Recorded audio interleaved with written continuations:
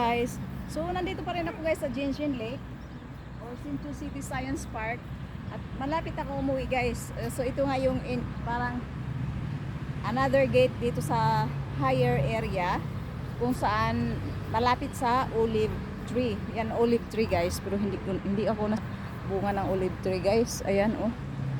May mga bunga pa siya guys, nagkalaglagan lang. Nagkalaglagan lang ang bunga niya.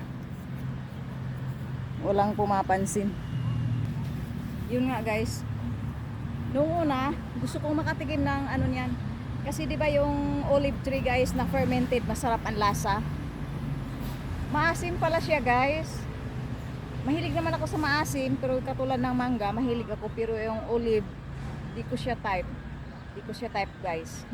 Tapos yung binili ko nga na fermented, hindi naman ako nasasarapan doon guys. Di ko type ang lasa. So ayan guys, malapit na akong umuwi kasi 2:30 na. So need ko nang magayak para uuwi na ako. Ayan, tama na yung video na yan.